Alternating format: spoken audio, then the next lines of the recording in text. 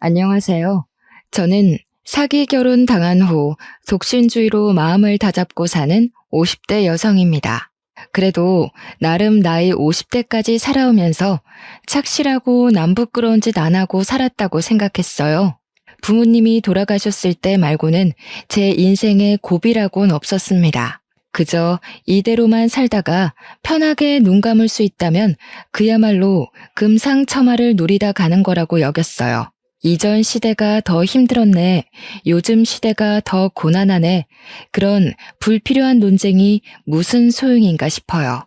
사실상 다 맞는 말이거든요.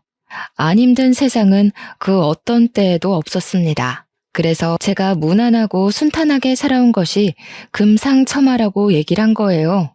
돈 많다고, 직업 좋다고, 마냥 좋은 일만 팡팡 터지리라 생각지 않거든요. 그런데 제가 하필 늦은 나이에 돌부리에 걸려 넘어지고 말았지 뭡니까? 어디 가서 그때 나이에 사기당했다고 하면 솔직히 쪽팔립니다. 심지어 결혼 사기를 당했잖아요. 그 일이 있고 저 아무한테도 얘기를 한 적이 없어요. 그냥 왜 갈라섰냐고 물어보는 사람이 있으면 일일이 말하기도 피곤하고 민망해서 그저 성격 차이라고만 해버립니다. 그래서 저 처음으로 여기다가 제 이야기를 써봐요. 용기 내서 말씀드리는 건데 부디 이 사연이 끝날 때쯤엔 제 마음도 편해졌으면 좋겠네요. 결혼을 하기 전까지는 그동안 제 인생에 결혼이란 삶이 없을 거라고 생각했어요. 그런데 다 늦은 제 나이에 한 줄기 빛처럼 찾아온 남자가 있었고 그 사람 덕분에 저는 처음으로 웨딩드레스를 입어봤습니다. 비록 결혼이 늦었지만 그래도 노후는 사랑하는 사람과 해보지 못한 추억을 쌓으면서 단란하게 살 수 있겠구나 기대를 많이 했었어요. 그렇게 인생 최대의 행복을 누릴 생각에 기분이 들떠있던 제가 결혼하고 난 후 바로 한 달 만에 이혼을 하게 될 줄 누가 알았겠습니까? 저는 조선소 주변에서 작은 호프집을 하던 사장입니다. 조선소 사람들이 퇴근하고 자주 찾는 가게라 매출이 잘 유지되는 편이었어요. 그곳이 오지랑 다름없는 곳이라서 젊은 사람들은 그저 집 일만 강제로 할 수밖에 없는 위치에 있었죠. 그렇다 보니 제 호프집은 저녁 시간에 많이 붐볐습니다. 거기서 남편을 만나 제 인생에 없을 줄 알았던 연애를 하게 된 거예요. 놀랍겠지만 저는 30대 연애를 마지막으로 10년 넘게나 남자를 못 만나봤습니다. 그래서 남편을 만나 차곡차곡 쌓아가는 설렘이 너무 오랜만이었고 그 때문에 더 눈이 멀어버렸던 것 같아요. 제 기준에선 그래요. 콩깍지가 제대로 실 수밖에 없었죠. 저도 또한 그 오지 같은 곳에 친구 한 명 없었고 일하는 것 아니면 집에서 혼자 적적하게 보냈으니까 애인의 존재는 제게 삶의 원동력을 주었어요. 그래도 그동안 어디 돈 쓸 곳이 없어서 모으기만 했던 돈이 제법 많더라고요. 목돈 묵혀둔 통장이 몇 개 됩니다. 어쨌든 제 남편은 저보다 연하예요. 저는 50대인데 남편은 40대인 정정한 사람이었죠. 처음엔 그런 사람이 같은 또래를 만나지 않고 왜 나한테 관심을 보였을까 궁금하긴 했어요. 그런데 남편이 알아서 말해주길 제가 50대로 안 보인다고도 했고 또 자기는 마음이 잘 통하기만 하면 여자 나이는 전혀 신경 안 쓰인다고 하더라고요. 제가 여자라는 걸 오랜만에 느끼게 해준 남편의 달콤한 멘트가 제 하루를 통째로 뒤흔들었어요. 남편이랑은 주로 제 호프집에서 데이트를 했습니다. 마땅히 갈 곳도 없고 호프집에서 맥주 한 잔씩 하면서 서로에 대해 묻고 답하는 시간을 갖는 것만으로도 즐거웠어요. 젊은 사람들끼리는 서로의 애정도라든지 과거라든지 하는 일이나 관심사 같은 걸 묻곤 한다는데 저희는 그런 시절 다 넘겨온 어른이잖아요. 그래서 경제 얘기나 정치 얘기, 관심사는 당연히 필수 질문이었고 세상 다 산 사람처럼 주로 인생살이에 대해 대화를 나눴습니다. 그렇다 보니 서로의 형편이나 수익에 관련해서도 투명하게 얘기를 하게 되었습니다. 조선소 남자들 돈 많이 쓰잖아요. 입지도 괜찮아서 매출이 장난 아닐 것 같은데 노후 걱정은 안 해도 되겠어요. 어디 주식이나 투자 같은 건 안 해요? 아유, 그런 건 겁이 많아서 쳐다도 못 봐요. 무식하게 돈 모으는 것만 할 줄 알지. 아무래도 이 주변에서 돈 쓸 데가 우리 가게밖에 없으니까 저도 득보는 게 있긴 하네요. 게다가 제가 친구가 없잖아요. 모으기만 하고 쓰질 않으니까 생각보다 돈 모으는 게 쉽더라고요. 당시엔 제가 몰라도 너무 몰라서 남편이 묻는 대로 순수하게 답했던 게 한심스러울 뿐이네요. 남편은 그 뒤로도 제 주머니 형편에 대해서 많이 언급했었습니다. 항상 제 가게 매출에 신경을 써줬고 마치 남편이 투잡을 하는 것처럼 조선조와 호프집을 번갈아 가며 도와줬어요.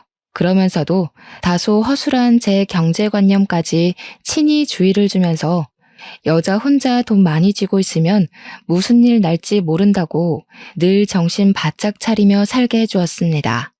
남편을 만나기 전까지는 솔직히 제가 가게 계산들을 허술하게 관리하긴 했거든요. 직원 안 쓰고 저 혼자 일을 하는 호프집이었다 보니 계산대를 비우고 여기저기 쏘다니는 경우가 많았어요. 그럼에도 돈 한 사고 한 번 안 나서 제가 더 마음 놓고 계산대를 내버려 두었습니다. 그런데 남편의 경고를 듣다 보니 그게 꽤 일리가 있었고 어쩌면 점주 입장에선 당연히 신경 써야 되는 부분이잖아요. 그동안 제가 사장으로서 잘해왔다기보단 늘 운이 따랐었기 때문에 범죄 사고 없이 끌고 왔다는 생각이 들었어요. 그래서 남편이 조언을 해준 뒤부터는 돈통을 정말 열심히 관리했고 웬만하면 계산대를 비우지 않았습니다. 비우더라도 계산대로 항상 신경을 두고서 일을 했어요. 그러면 남편이 퇴근하고 호프집으로 출근하면서 항상 잘했다고 칭찬을 해줍니다. 때인 분들은 아실 거예요. 나이를 그렇게까지 먹으면서 사실 누구한테 칭찬을 해본 적은 있어도 칭찬을 받는 건 까마득하게 오래되었을 나이잖아요. 저도 마찬가지였습니다. 남편이 저더러 허투루 안 살고 돈 착실하게 모은 게 멋있다고 칭찬을 해줄 때도 많은 도파민이 분출되었어요. 노후 준비 다 되어 있고 자기 일 열심히 하고 예쁘기까지 한 여잔데 도대체 왜 여태 솔로였을까? 아무래도 나랑 만나라고 하늘이 점지해줬나 봐요. 저더러 선희 씨 남은 세월 든든하게 지켜주라고 선희 씨를 혼자 둔 것 같은데요. 그땐 정말 남편이 오로지 제 걱정뿐이라 생각하고만 있었습니다. 또 이건 이제야 말씀드리는 건데 남편한테는 이혼 경력이 있어요. 전처가 바람을 피우는 바람에 소송에서 갈라서게 되었다고 했습니다. 그런 상처를 가지고 있는 사람이라 그런지 한 번씩 저보고 전처랑 너무 다른 사람이라서 좋다고도 하더군요. 제 나이면 솔직히 초혼인 남자 만나기 힘들지 않습니까? 남편이 한 번 갔다 온 사람이라고 해서 그게 제 마음에 걸림돌이가 되지는 않았어요.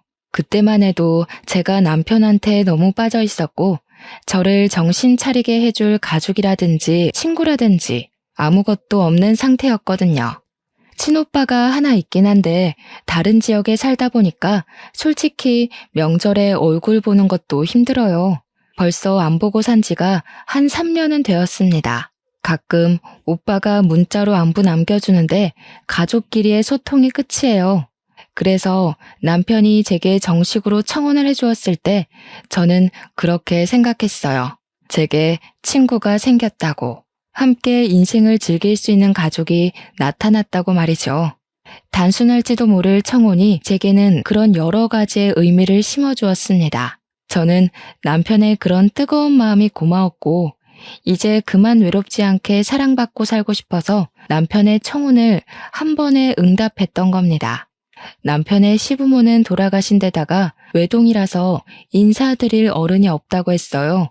저도 부모님은 일찍 돌아가셨고 오빠만 있으니까 오빠한테만 인사를 시켜주려고 했습니다. 아마 오빠가 놀랄 거예요. 연락 뜸하다가 갑자기 결혼을 한다고 하면요. 그래도 제가 혼자 지내는 걸 걱정한 오빠는 저의 결혼을 환영해 줄 거라고 믿었습니다. 그런데 문제는 남편이 오빠 만나는 것 자체를 곤란해 하더라고요. 저더러 그냥 양가 인사 없이 결혼하면 안 되겠냐고 하는 거 아니겠어요? 그래도 결혼은 제법 큰 행사인데 친오빠 모르게 한다는 건 좀 그렇지 않을까요? 나도 오빠랑 엄청 오랜만에 만나는 거라 어색하긴 매한가지예요. 하룻밤 자고 오는 것도 아니고 잠깐 인사만 하는 건데 안 되겠어요? 그 말도 맞긴 해요. 그런데 내 생각은 우리가 20, 30대도 아니고 사실상 일찍 결혼하고 일찍 애를 낳았다면 양가 부모 입장으로 살만한 나이잖아요. 충분히 저희 알아서 인생을 결정지을 수 있는 나이인데 젊은 애들처럼 귀찮은 절차는 밟을 필요가 없지 않나 싶어서요. 남편은 나이 핑계를 대면서 양가 인사는 생략해도 될 것 같다는 의견을 피력했어요. 남편 말도 100번 이해해서 생각해보면 그럴듯하더라고요. 단지 조금 서운하고 망설여졌던 건 저는 초혼이라 모든 게 다 새롭고 여기저기 축하를 받고 싶은데 남편은 저랑 두 번째 결혼이라 그런지 최대한 조용히 단출하게 식을 올리고 싶어 했습니다. 웬만하면 남편 의견을 존중해 주는데 이 문제만큼은 고민 많이 되었어요. 그래도 어쩌겠어요. 생각해보면 남편한테는 두 번째 결혼식이라서 주위 사람들에게 또다시 청첩장을 보내기가 민망할 거 아닙니까? 최대한 남편의 입장을 이해해 보려고 노력했고 시간이 가다 보니 정말로 이해가 되더군요. 그래서 저희는 필요한 사람들만 불러서 저희끼리 작게 식을 올리기로 결정했어요. 결혼식 하나 거창하게 안 한다고 저랑 남편의 사이가 달라지는 건 아니잖아요. 스몰 웨딩이라 하더라도 저는 웨딩드레스를 입을 거고 남편 손을 잡을 거고 남편과 부부가 될 거니까요. 필요한 사람들만 결혼식에 부른다고 하면 결국 저희 오빠한테도 결혼 사실을 알리긴 해야 되지 않습니까? 상견례의 목적이 아닌 청첩장을 덜컥 보내야 하는 상황인데 막상 연락을 하려고 하니까 제가 하나 걱정되는 게 있더라고요. 저희 오빠 성격이 조금 불같다는 겁니다. 젊을 때 운동을 하던 사람이었던지라 힘쓰는 것에는 세상에 무서운 게 없는 사람이에요. 그리고 또 가까울수록 서로 지킬 건 지켜야 하는 사람이고 초면이더라도 예의 없는 건 못 참은 사람이죠. 항상 오빠가 제게 먼저 연락을 줬지 제가 하는 경우는 잘 없었거든요. 그런데 이번에는 제가 먼저 그것도 결혼 문제로 연락을 했는데요. 오빠한테 나 결혼한다고 문자만 살짝 넣었습니다. 역시 오빠한테 바로 전화가 오더라고요. 전화를 받은 오빠의 목소리는 한 톤 높아져 있었습니다. 한시도 흥분을 가라앉히지 않고 남편에 대해 궁금한 걸 마구마구 묻기 시작하더군요. 무엇보다 제가 결혼하는 게 오빠한테는 좀 많이 놀라운 소식인 것 같았어요. 오빠 입장에서도 결혼 같은 거 안 할 줄 알았던 여동생이 다 늦은 나이에 결혼을 한다니까 제법 놀란 듯 했어요. 결국 오빠는 결혼 전에 남편 만나기를 고집부렸고 남편 안 보여주면 당장 찾아오겠다는 으름장 때문에 저는 결국 오빠 제안을 승낙할 수밖에 없었어요. 어차피 오빠가 찾아와 버리면 남편을 마주할 수밖에 없을 텐데 그렇게 만나는 것보다 정식으로 인사하는 자리가 낫잖아요. 이왕 이렇게 된 거 저도 오빠한테 남편을 보여주고 싶어서 어쩔 수 없이 이 사실을 남편한테 전달했습니다. 역시나 남편이 불편한 기색을 보이면서 표정을 어둡게 하더군요. 제가 멋대로 결정해서 미안하다고 했더니 어쩔 수 없다는 듯 알겠다고 허락해 줬습니다. 오빠가 혼자 우리가 있는 지역으로 내려와서 만나게 된 당일, 제 남편은 걱정했던 것보다 훨씬 더 오빠한테 잘 보였어요. 형님 하면서 살갑게 굴기도 했고 솔선수범 나서며 술잔도 사이좋게 기울였죠. 분위기가 좋게 시작해 좋게 끝나서 개인적으로 많이 안심을 했었습니다. 그런데 좋은 게 좋은 것이 아니었더라고요. 당시 그 자리에서는 별로 문제가 없었는데 기분 좋게 자리를 파하고 나서부터 그때 만남은 진짜 모습이 아니었다는 걸 알았어요. 남편은 그저 무사히 자리를 마무리해서 다행이라고 생각했는데 오빠는 전혀 아니었던 거죠. 다음날 제게 전화가 온 오빠한테서 정말 황당한 얘기를 들었습니다. 너 저 사람이랑 꼭 결혼해야겠어? 제대로 알아본 거 맞지? 아무래도 분위기가 수상해서 그래. 혹시 저 사람 이혼한 거 맞냐? 당연하지. 무슨 질문이 그래.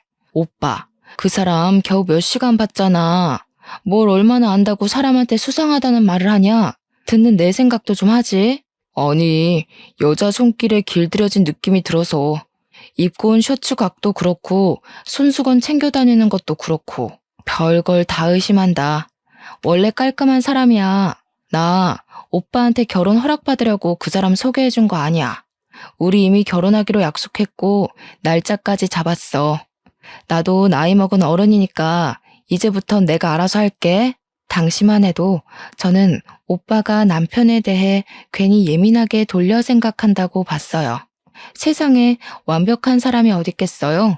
오빠가 남편의 어떤 단점을 보고서 그런 부정적인 소리를 하는 건지 모르겠지만 누구나 단점은 있고 오빠가 느낀 남편의 단점을 저는 느끼지 못했으니 상관없다고 생각했습니다. 설령 남편에게 정말 단점이 있더라도 제게는 그게 단점이 아닐 수 있는 거잖아요. 나이를 먹으니까 남의 조언 듣는 것도 쉽지가 않더라고요. 제 인생 제가 책임질 수 있다고 생각했고 제 마음대로 해도 될 만한 나이라고 자만했던 게 아직도 후회스럽습니다. 그렇게 저랑 남편이 결혼식 날짜까지 향해 가는데 아무런 문제가 없었어요. 제가 결혼이 정말로 하고 싶었기 때문에 주위에서 주는 징조들을 눈 닫고 귀 닫고 그냥 모른 채 한 것도 있었을 겁니다. 그리고 드디어 다가온 결혼식 전날 밤. 한참 설레서 잠자리에 들기 직전까지 얼굴을 가꾸고 있었는데요. 오빠한테서 또 전화가 오는 거 아니겠습니까? 어딘가 모르게 받기가 꺼려졌지만 내일 친오빠도 하객으로 와야 하기 때문에 일단 전화를 받았어요. 그런데 오빠가 갑자기 올케언니 바꿔준다고 하면서 전화를 돌리는 거 아니겠습니까? 아가씨, 그 남자 혼전 순결에다 10시까지 통금 지킨다면서요. 혹시 그 남자 집에는 가봤어요? 신발장이나 욕실 같은 데도 확인했고요. 집에는 안 가봤죠.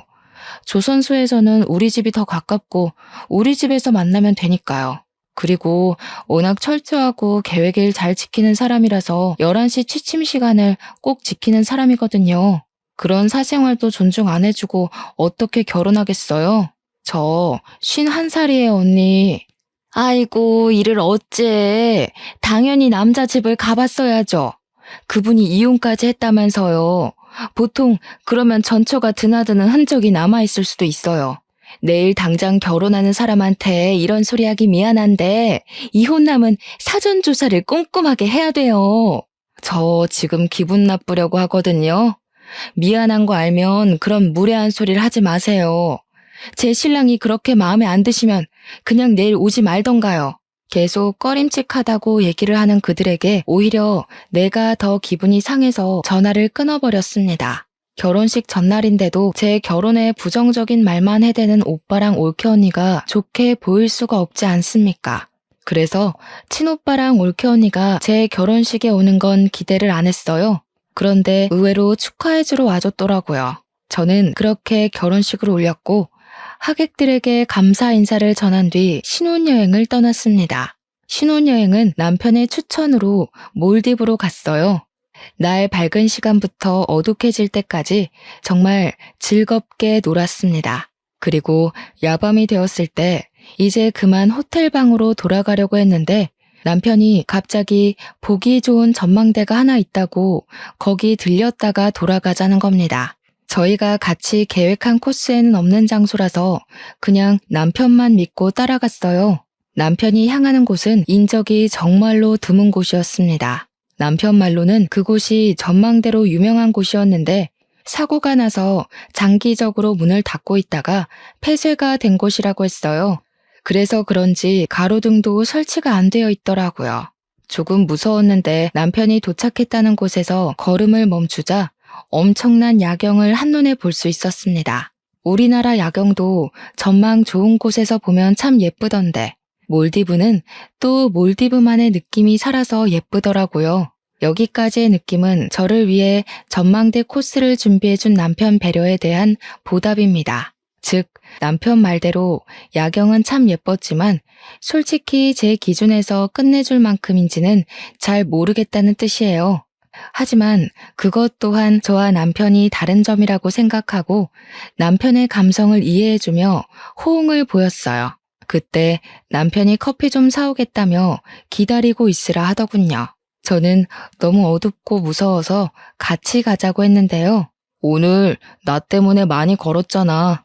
여기도 굳이 안 와도 되는 건데 내가 고집부려서 온 거니까 자기 고생 안 시키고 싶어. 조금만 기다려줘. 여기 건물 뒤에 카페 하나 있거든.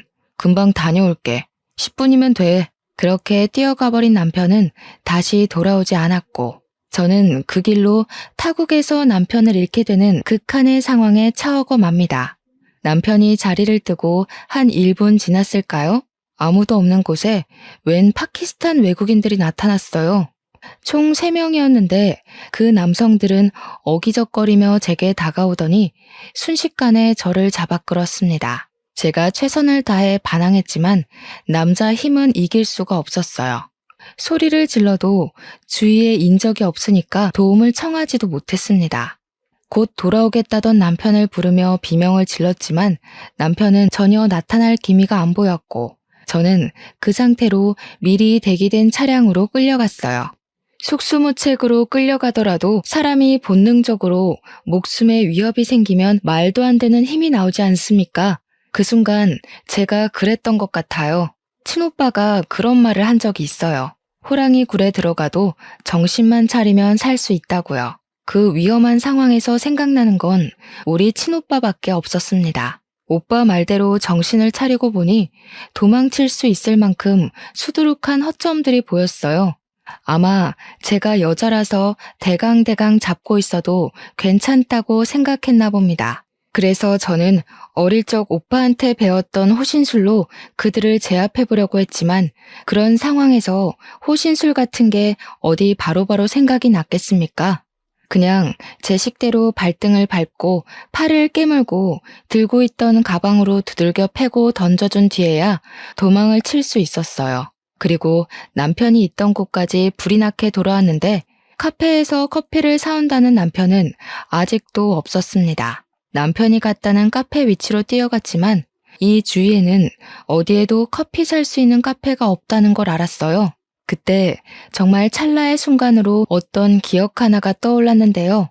호프집에서 조선소 직원들이 술에 취해 대화하는 걸 어쩔 수 없이 들은 적이 있었습니다. 내용이 동남아로 여자 팔아넘기는 브로커 역할을 하면 큰 돈을 한꺼번에 만질 수 있다면서 조선소 일하기 피곤한데 어디 여자 하나 잡아서 갖다 팔아버릴까 하는 소리들이었어요. 그날 하필 테이블도 거기밖에 없어서 좀 겁나더라고요. 그래서 남편한테 퇴근하면 빨리 와달라고 연락을 했던 기억이 납니다. 왜 하필 이런 위험한 순간에서 그런 기억이 떠올랐는지 모르겠지만 남편이 혹시 나를 그렇게 만들려던 건 아닌가 싶은 생각도 찰나에 했어요. 하지만 금세 아니라고 부정을 해버렸죠. 남편과 함께 만들어온 추억들을 생각하면 절대 거짓일 수 없을 만큼 서로 행복했고 진심이었거든요. 일단 저는 그곳에서 벗어나기 위해 뛰고 또 뛰었습니다. 올 때는 남편이랑 같이 있어서 분위기 있고 좋던 거리가 순식간에 공포로 뒤덮인 순간이었어요. 학교 다닐 때 체력 검사 시간에 뛰어본 것 말고는 달린 기억이 없던 저는 죽을 듯이 뛰어서 그 외국인으로부터 벗어날 수 있었고 드디어 인적 보이는 곳에 가 전화를 걸 수 있었습니다. 그런데 남편 전화번호가 갑자기 생각 안 나더라고요. 그래서 오빠한테 전화를 걸었어요. 오빠는 제가 미운 말을 해도 하나밖에 없는 가족이라고 항상 저를 걱정하고 챙겨주는 사람이에요. 역시나 제 전화라면 컬러링도 안 가서 신호음이 끊기게 해주었죠. 제가 남편을 잃어버렸다고 좀 전까지 있었던 상황을 설명했더니 오빠가 바로 언성을 높였습니다. 어쩐지 그 새끼 수상하다 했어. 분명 그 새끼가 꾸민 짓일 거야. 진작에 사고 날 거라고 생각은 했는데 미치지 않고서야 이런 식으로 일을 벌인다고? 그 새끼 잡히면 내가 아주 그냥 일단 지금 바로 출발할 테니까 가까운 경찰서 가 있어. 여기가 어디 먼 거리의 한국 지역도 아니고 무려 하루가 걸리는 거리를 날아와야 하는 몰디브인데 다짜고짜 당장 오겠다는 오빠를 말리려고 했습니다. 그렇지만 제가 아까 외국인 남성들한테서 벗어나느라 가방을 냅다 던져주고 오는 바람에 자긴 돈이 없어서 오빠가 필요했어요. 그래서 저는 물어물어 경찰서를 찾았고 양해를 구해 거기서 친오빠에게 주소 문자를 남겼습니다. 친오빠는 하루가 지난 뒤에야 제가 있는 경찰서까지 도착을 했고 올케 언니는 애 때문에 같이 동행하지 못했다고 했어요. 그때까지도 저는 남편을 만나지 못했습니다. 남편의 번호를 아는 오빠가 비행기 타기 전에 남편한테 전화를 걸었다는데 전화가 계속 안 받았다고 했어요. 얼마 안 있다가는 아예 전화가 꺼졌대요. 아무래도 지금 벌어진 모든 상황이 고의적인 게 맞는다고 생각한 오빠는 제 남편이 사기꾼 같다는 의심에 확신을 더했습니다. 하지만 바보 같던 저는 제 눈으로 확인하기 전까지 남편의 짓이라는 걸 믿을 수가 없었어요. 어떻게 신혼여행 때 괴한의 습격을 받고 남편을 잃어서 경찰서에서 첫날 밤을 보내는 경험을 몰래카메라로 꾸미겠어요? 제 남편은 그럴 사람이 아니었고 매 순간 자기보다 저를 더 우선순위에 둔 사람이었기에 그냥 제가 운이 안 좋았을 뿐이라고 생각했어요. 오빠 덕분에 한국으로 무사 귀환한 저는 그제야 남편한테 전화를 걸어볼 수 있었습니다. 그런데 친오빠가 꺼져 있다고 한 순간부터 계속 폰이 꺼져 있었고 며칠 뒤에 신호가 가기 시작했을 땐 웬 모르는 사람이 받았습니다. 전화번호를 바꾼 것 같더라고요. 그제야 저는 친오빠 말대로 제가 사기를 당했다는 걸 받아들였어요. 그때가 무려 결혼식을 올린 지 한 달 후였습니다.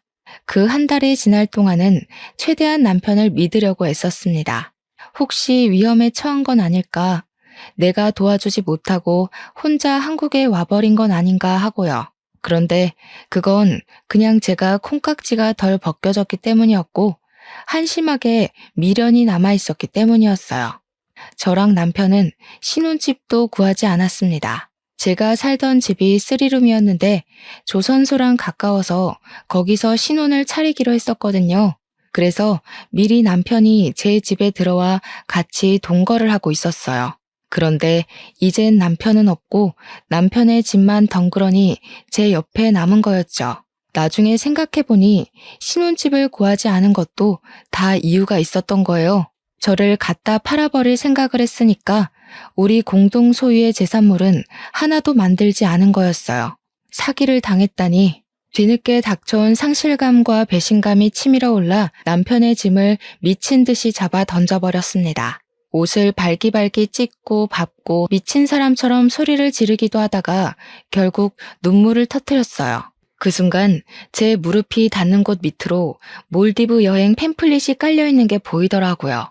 제게는 악몽이 되어버린 몰디브를 생각하니 다시 화가 치밀어 올라서 그걸 찢어버리려고 했습니다. 그런데 팸플릿 사이에 다른 종이가 하나 끼워져 있더라고요. 그걸 자세히 봤더니 세상에나 거기서 제가 본 게 뭔 줄 아십니까? 제가 알고 있는 정보와는 다른 몰디브의 호텔 주소와 사진, 관광 명소, 몰디브에서 한국까지 왕복 시간 등이 남편 필기체로 정리가 된 종이었습니다. 여기서 제가 충격받았던 요점은 제가 알고 있는 정보와 다르다는 거예요. 남편이 찾아놓은 정보들은 저와 남편이 갔던 곳도 아니었고 예약했던 호텔도 아니었습니다. 항공편 승차 시간은 똑같았으나 거기 적힌 티켓 가격은 1인의 몫이었어요. 이때만 해도 남편이 제게 얼마나 더한 밑바닥을 보여주게 될지는 감히 상상도 못했어요.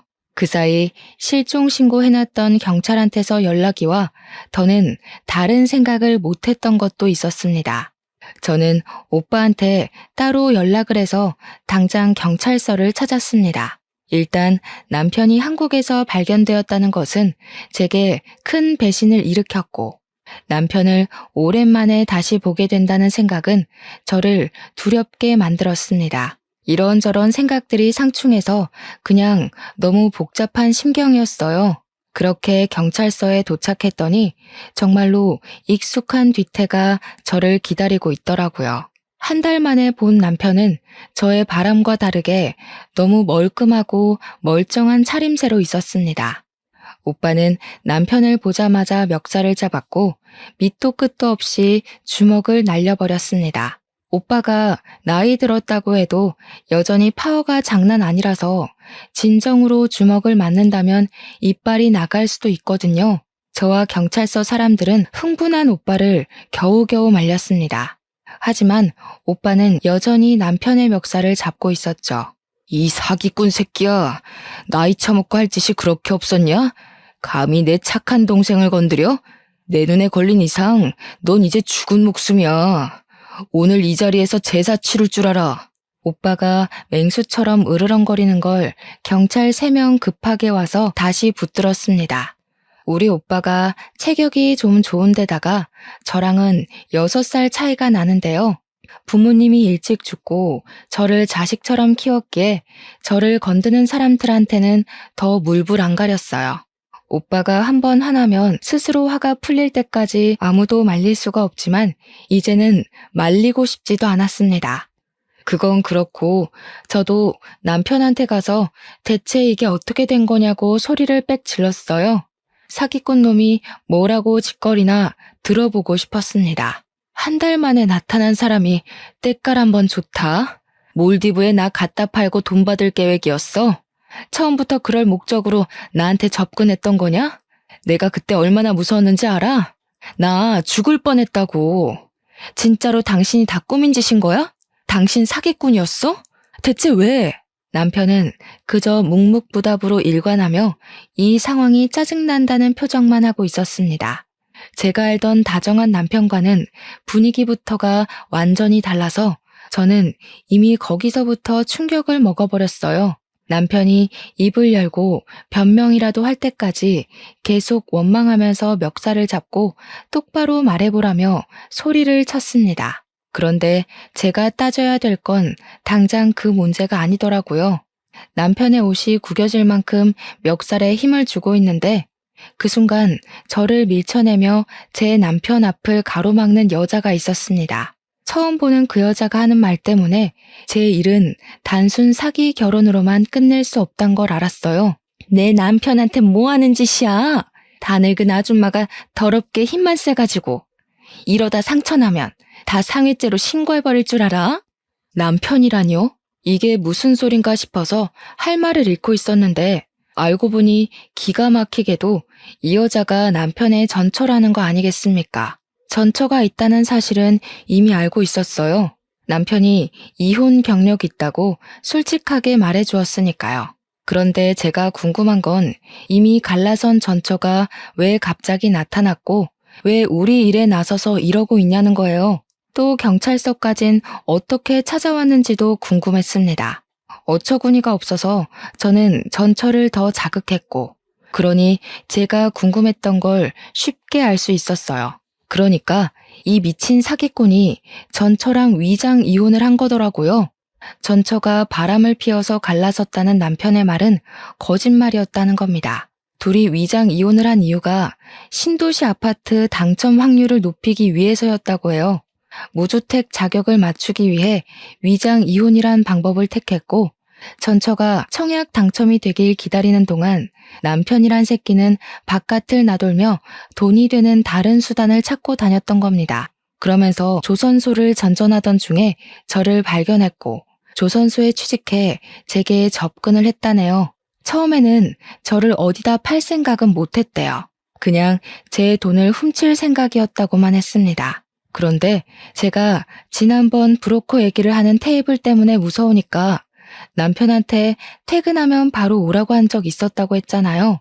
그 얘기를 듣고 저를 팔 생각을 했다는 거 아니겠습니까? 그래서 남편이 저랑 혼인신고는 안 하고 결혼식만 올렸던 거고 일부러 사람도 초청 안 했고 다음날 해외에다 돈 받고 팔아버린 거래요. 이렇게까지 자세히 들을 수 있었던 건 전처의 행동을 수상쩍게 생각한 형사가 그 자리에서 바로 조사를 들어갔기 때문이었습니다. 그래서 저를 팔아 받은 돈이 얼마냐 했더니 3천만 원이래요. 그런데 제가 도망을 치는 바람에 남편은 졸지에 돈만 떼먹은 도둑놈이 되어서 한국 귀환하자마자 도망자 신세로 돌아다녔다 했습니다. 사채한테 쫓기는 사람은 봤어도 외국인 집단에게 쫓기는 사람은 또 처음 봤네요.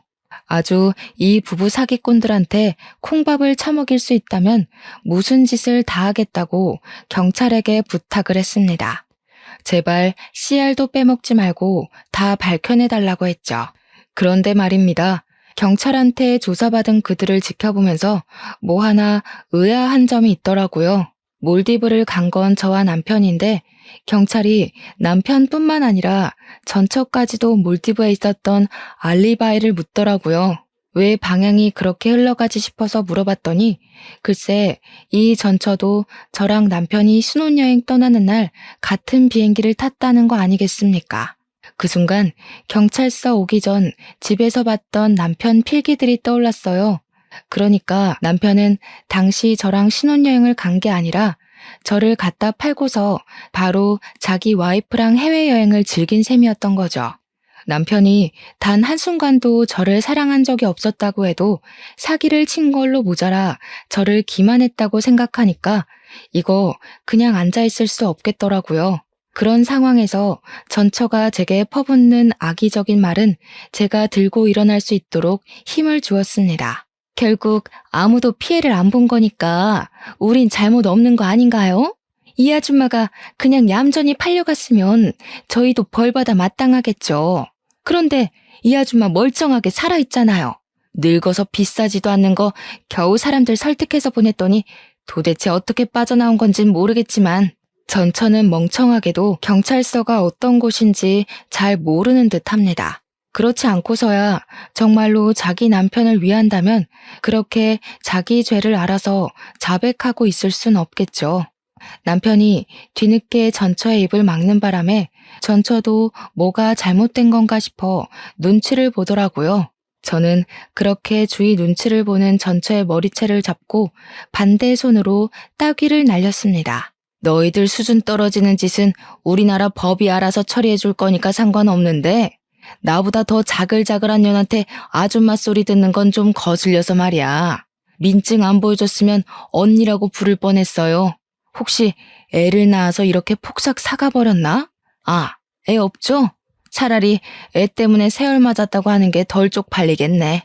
오빠는 행패를 너무 심하게 부려서 경찰서 밖으로 쫓겨났는데 그 상황에서 저 혼자 그들을 대응하고 있느라 솔직히 좀 겁나는 것도 있었습니다. 그럼에도 이 연놈들을 망가뜨리고 싶다는 일념 하나로 버티고 있었어요. 제가 전처의 뺨을 날려버리니까 저를 쳐다도 안 보던 남편이 눈에 쌍심지를 켜고 제게 소리를 쳤습니다. 이 여자가 감히 누굴 때려? 미쳤어? 늙으려면 곱게 늙을 것이지 개념이 없냐? 그렇게 억울하고 분하면 내가 던진 미끼에 걸리지를 말았어야지. 당신이 무능해서 속아 넘어간 걸 이제 와서 누구한테 화풀이야? 아, 이제 들으니까 확실히 단념하게 되더라고요. 저는 남편한테 그저 갖다 팔아야 되는 물건뿐이었던 거예요. 더 참지 못한 저는 남편을 차버렸어요. 우리 오빠가 체격이 좋다고 했잖아요. 왕년에 레슬링 선수로 뛰었고 한때 관장도 했던 사람입니다. 제가 한창 젊을 때는 오빠한테 한 번씩 운동을 배웠는데요. 그때만큼은 아니지만 젊을 때 미리 몸을 만들어놔서 아줌마 나이가 되었어도 운동신경 하나는 좋았습니다. 그러니 고작 여자 발차기 한 방에 남편이 구부러졌겠죠. 그리고 그때 제게 또 덤벼드는 전처의 머리를 잡았어요. 그러자 전처가 그대로 넘어져 버리더군요. 그리고 저는 손을 털며 한마디 해주었죠. 궁상 맞은 네 남편 끼고 살려면 그쪽 꼴 간수도 잘해야겠어. 저 사기꾼이 나더러 뭘 아는지 알아? 자기는 뱃살 흘러내리고 팔뚝 처지는 여자 구역질 난다고 전에 만난 여자가 딱 그런 몸인데 매일 보긴 힘들었다고 하더라. 아무래도 그쪽 얘기 같은데 딴 데 안 팔려가려면 몸 관리 좀 해. 제가 발끝으로 전처 뱃살을 건드리고 팔뚝을 툭툭 밀자 얼굴 붉어진 전처가 남편을 확 째려봤습니다. 남편은 아니라고 모함이라고 소리쳤는데요. 그래도 팔은 안으로 굽는 건지 전처가 남편의 변명을 믿어주더라고요. 그러면서 제게 쭈글탱이 할망구라고 역정을 냈습니다. 그래서 그쪽은 쭈글탱이 할망구보다 더 할망구 같은 몸뚱어리를 달고 있나? 민낯이 아주 검버섯 투성이네. 사는 게 많이 쪼들리나 봐. 요즘 세상엔 여자가 그쪽처럼 무능하면 폐기물 소리 들어요. 그리고 지금 내 남편하고 감쌀 때가 아니에요. 이제 둘 다 산거지 될 것 같은데 어떡한데? 아이고 애쓴다 애써. 그러면 자기가 장난감 주제였다는 게 좀 위안되나 봐? 어떻게든 우리 남편 뺏고 싶어서 발악하는 것 같은데 꿈도 크시네요. 장난인 줄 아나 보네. 법률상 그쪽들은 이혼 상태 아닌가? 나랑은 사실혼 관계인데 그럼 그쪽은 그냥 불륜녀 꼴 아니겠니? 소송이 되겠지? 너 사랑하는 남편도 소송당해서 위자료 물게 생겼는데 어쩌냐? 게다가 브로커집까지 자처했잖아. 처벌까지 받겠다? 그래도 저 사기꾼 새끼가 알거지라서 재산 분할은 안 되겠네. 그 정도는 내가 주는 팁이라고 생각해. 제 말에 번뜩 정신 차린 건 전처보다는 남편이었습니다. 남편이 순식간에 순한 표정으로 돌변하더니 전처를 밀치고 제 앞에 무릎을 꿇었어요. 나 진짜 당신한테 진심이었어. 저 여자가 시켜서 어쩔 수 없이 한 거야. 나 그냥 당신이랑 결혼하면 안 될까? 아니지. 우리 아직 혼인 관계잖아. 저 여자랑은 이혼한 상태니까 그냥 갖다 버리면 그만이야. 내가 실수했어. 한 번만 용서해줘, 어? 아, 예. 그런 사람이 아까 전까지 전현 뒤에 숨어서 잘도 모른 척 하세요?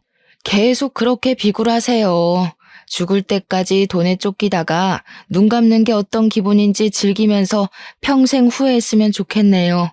남편이 찌질하게 전처 탓으로 돌리기 시작하자 충격받은 전처가 남편한테 따지기 시작했고 그때부턴 둘만의 불파티였습니다. 저는 경찰서에 있는 김에 소송장들을 써서 바로 제출했고 그 둘이서 파티를 즐기라고 하고 나와버렸어요. 오빠가 어떻게 됐냐고 묻는 소리에 제가 차근차근 잘 처리하고 나왔다고 안심시켜 주었습니다. 그리곤 오빠한테 사과를 했어요.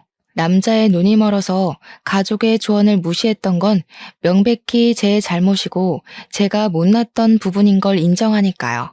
오빠는 그저 괜찮다고만 해주었습니다. 그리고 저더러 조선소 주변은 위험하니까 이제 그만 서울로 오라고 하더군요. 그래서 현재는 서울 부동산을 알아보고 있는 중이에요. 호프집 말고 다른 가게를 해볼까 싶거든요. 저희 올케 언니가 희한하게 칼국수를 기가 막히게 잘해요. 올케 언니 만날 때마다 얻어먹고 오는데 아무래도 장사 마인드 때문인지 이걸로 돈을 벌어보고 싶더라고요. 올케 언니한테 물어보니까 다행히 언니가 긍정적인 답변을 주었습니다. 이번 일로 인해서 오빠 식구들을 오랜만에 보게 되었는데 살다 보니 정말 가족이 최고더라고요. 아마 앞으로 남은 생은 서로에게 노력하고 존중하면서 가깝게 지내도록 노력하지 않을까 싶어요. 제 인생에 결혼이란 순간이 있었나 싶을 만큼 스쳐가듯 지나간 경험이었지만 그래도 한 번쯤 웨딩드레스를 입었던 기억이 있는 건 나쁘지 않더라고요. 지금도 저희 집에는 저 혼자 나온 웨딩 사진을 액자로 만들어서 세워뒀어요. 그리고 앞으로는 아마 가족들이랑만 지낼 것 같아요. 다 늦은 나이에 무슨 남자를 만나겠어요. 이 나이 되니까 그냥 다 피곤하고 혼자서 하고 싶은 일 하며 사는 게 편한 것 같더라고요. 제가 좋아하는 사람들만 끼고서 말이죠. 이렇게 독신으로 사는 것도 어쩌면 자유로울 수 있는 혜택이라고 생각합니다. 결혼은 의무도 아니고 막중한 책임감이 없다면 실패 확률도 크잖아요. 어디 내놓기 부끄러운 제 사연 잘 들어주셨나요? 저는 여기를 시작이자 마지막으로 그만 이날의 일들을 내다 버리려고 해요. 긴 글 듣느라 고생 많으셨습니다. 늘 만수무강하세요. 끝까지 들어주셔서 감사해요.